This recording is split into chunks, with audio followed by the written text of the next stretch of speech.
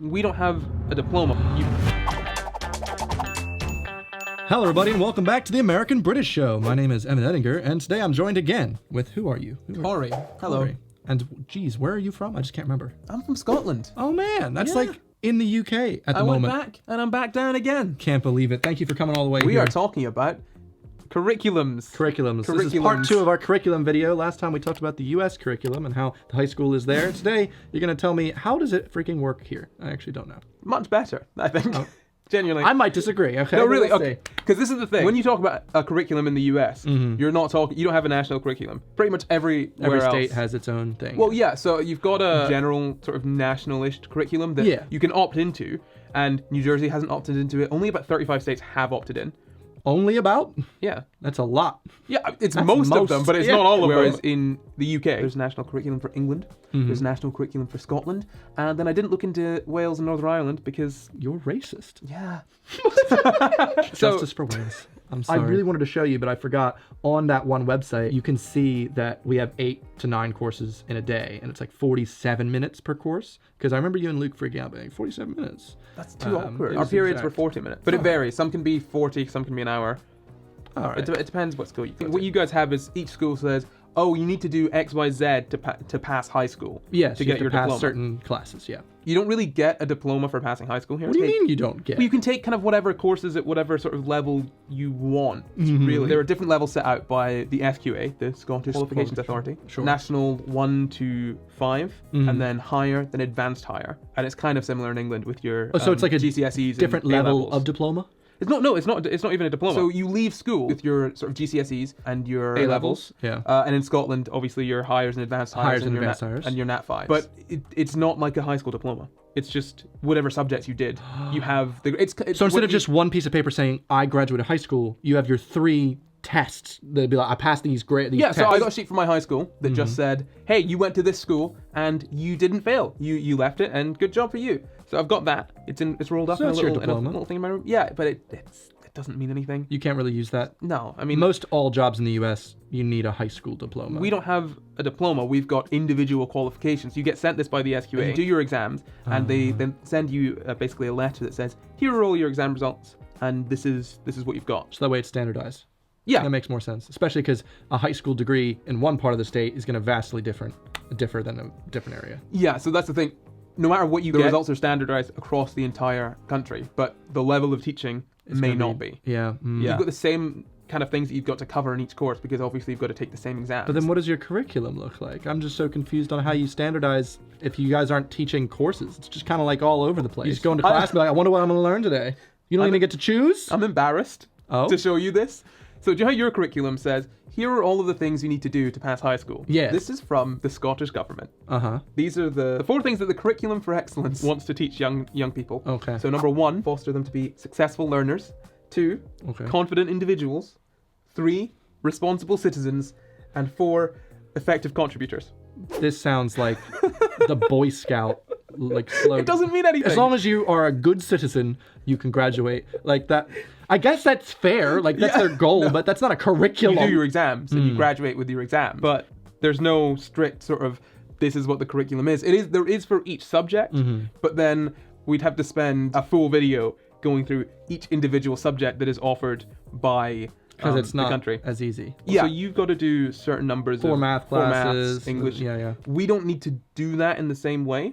So I think in my school, you had to do maths and English up until 3rd or 4th year. Do you have any choice of classes? Any electives? Oh, okay. Okay, so the first 2 years, those are basically the same. They're not really tested in the same way. I think that's Nat 1 and 2. So you basically that's year 9 and year 10.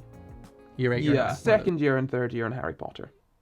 Cool. Makes more sense to me now. So you do that, and you have to take all the subjects basically. All right. But you don't get tested on them in a sort of national standardized test. I think the school. You're just learning. Yeah, you're basically just learning. You will get exams at the end of the year, but they're not important exams. They don't mean anything. You don't get any real qualification. You don't get any credits. I mean, you'll get credits. It doesn't really mean anything. And then you go into 3rd year, and you can start to choose subjects. I chose 8. I think 8 is about the standard amount when you go into 3rd year. Per day?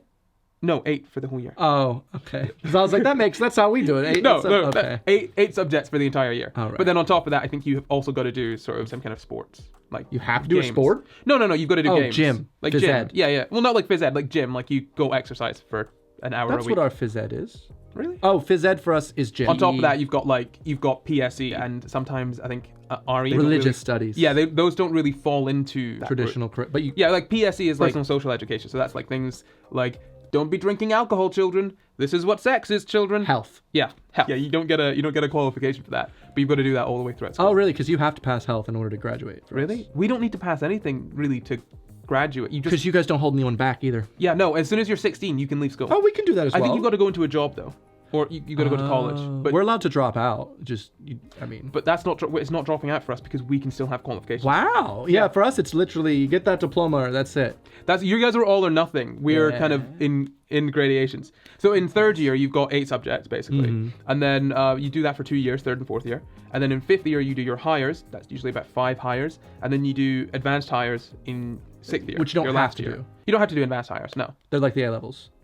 In the last video, I said that in Scotland you can actually qualify for university in your second to last year, and that's because you've done the hires. If you do, you could potentially get into university just by doing hires. Sort of higher universities, you do need a couple of advanced hires, so you could do up to about 3. There were 2 people in my city, and I actually knew both of them, but both of them did 5 advanced hires, and I think got 5 A's. They were on the news. That's how big that was. I was about to say, isn't it true that most students in the UK, well, in England, don't they take 3 usually A levels? I think it's 3 A levels. Well, they start with 4 and they give up and do 3. Yeah, probably. But I think the max that you can really do is 3, just because of timetable things. But this person was just going wild with the 5. Yeah. We did the AP exams, and you can take multiple AP courses, but I was advised more than 2, probably not best. I genuinely couldn't because I did 3.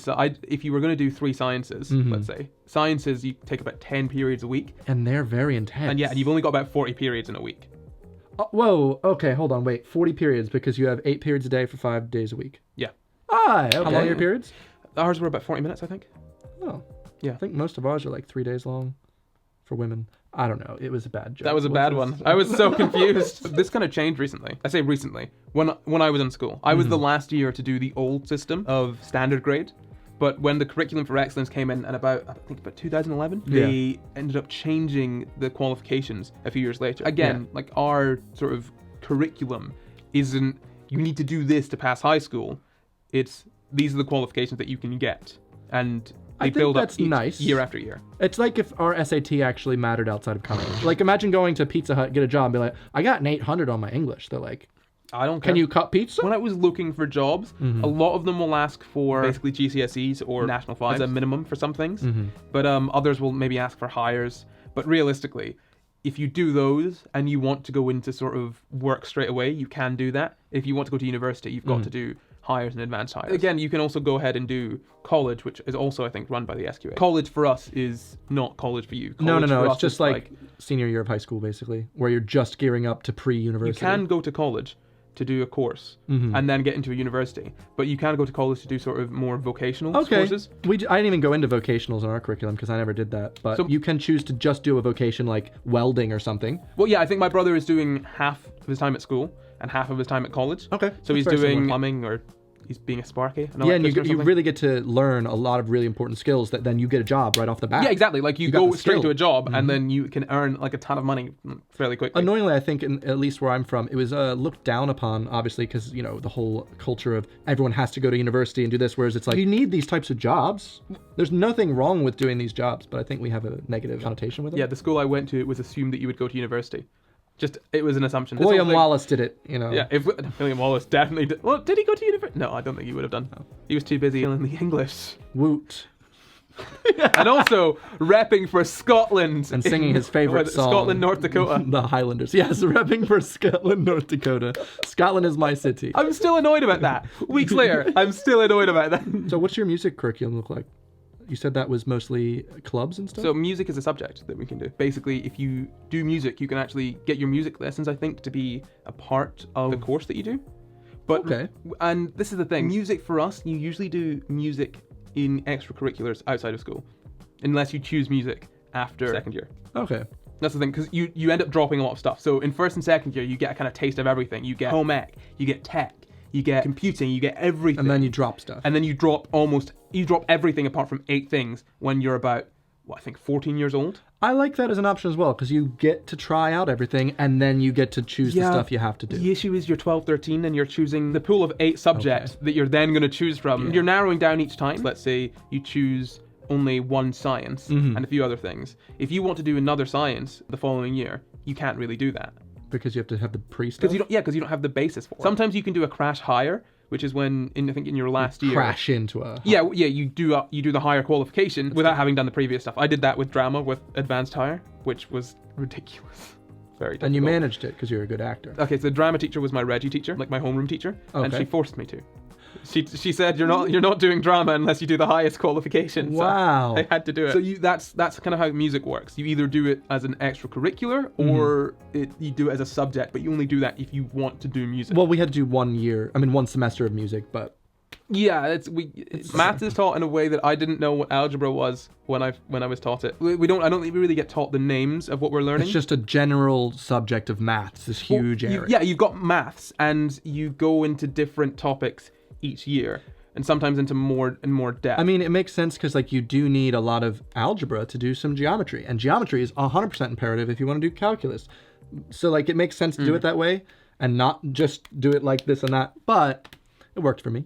Yeah, fair enough. I mean, we get taught maths kind of the same way that you get taught physics or chemistry, where that's a whole subject, and we'll build on each thing and teach you more year after year. Okay, that makes sense. Which I think is a really good way of learning it, rather than splitting it into individual sort of chunks, because then you've got people that maybe learn a bunch of algebra and then nothing else. Yeah, You're guaranteed that if you do maths, you know enough maths. For us, it makes sense that like geometry is the first one you learn, and then you learn algebra 2, because you can't do pre-calc without geometry, and you can't do algebra 2 without geometry. So we probably do that as well. It's just you just don't have it structured into different courses. So you showed me a curriculum from a school in the US. Scotland. So I thought I would show you a curriculum from Scotland, the real one. The real Scotland. The real Scotland. This one is Harris Academy. I didn't go to it. I know people that did. But yeah, it's one in Scotland. And I just want to show you the complete difference between Scotland in the US, their curriculum, and the curriculum in actual Scotland. So justice for real Scotland and South Dakota, please. So for this school, right, this is the handbook I'm looking at, and we've got like section 1, welcome and vision, section 2, ethos, and then all the way down to section 6 is curriculum. Yeah. So let's see how many pages that actually is. Yo, ours was full of things like no drugs at school, the police can come and search your locker, like those. We skipped over that in mine. Yeah, that was the handbook I was reading.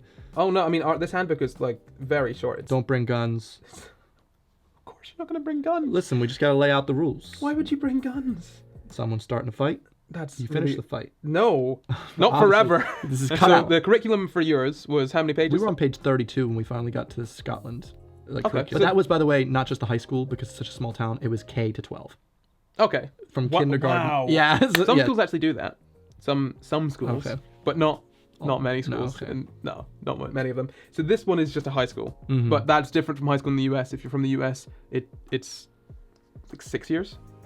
Oh, so that's like our middle school and high school combined. Yes. In Scotland, we're just like, yeah, it's all high school, bro. It's fine. That's just school. Let's just do it. The curriculum here, that's page 1, page 2, page 3, and then it's over. There's 3 pages of curriculum. What do you mean? I didn't even see any courses. I can't show you the courses because there's so many courses that the SQA will offer. Did you see how many courses we had? We taught you engineering. No, so the thing is that the courses that the SQA offers, basically it's the courses that they'll examine, but it's kind of down to because it's nationalized. It's nationalized. The only thing is that your school might not teach a certain subject because they don't have a teacher for it. For example, most schools probably won't teach ancient Greek. Okay. But some schools will teach ancient Greek. Some schools will teach Latin. They have to have, obviously, like maths, English, science, and all of that. But the kind of weird little ones. Yeah, like for us, it's foreign languages or the farming ones. I feel like most schools in the UK will have your full set of foreign languages. This curriculum, it doesn't actually say anything worthwhile. It's just young people will learn. They'll build up qualifications. They'll do a lot of stuff. We'll get it right for every child. There are some sensitive issues. Religious observance? Yeah, well, respect your religion. And then there's assessment. Thank God, literally. Then there's assessment. They just track people's progress. But ultimately, most of this has to be done through the standardized tests that we've got. Do you guys have a permanent record? I don't think that exists. It's all over in the U.S. media because it's a thing. You get to not. Yes, it is. As in, if you have to go to the principal's office, they'll be like, one more detention. This goes on your permanent record, which means that wherever you go, school-wise, they'll see like he was bad. Really? And then as soon as you graduate, no one cares about it. It is real. Is it real? It's a real thing. No. And it goes from school to school, but then when you graduate, it doesn't really matter. That's just like a memo, then, isn't it? Yeah. Like, this kid is bad. It's like a report card that's on your file that says, like, Evan talks too much. That's about it. At my school, when kids were really bad, they would be asked to leave. They wouldn't be expelled. First, they Suspended. No, they would be asked to leave. They would say, hey, we are going to expel you unless you leave. So you don't have to be expelled. You can just decide to leave the school and go to another school. Yeah, I'm done with this school. You have to change schools? Because when you get expelled for us, that's just for like a week or two.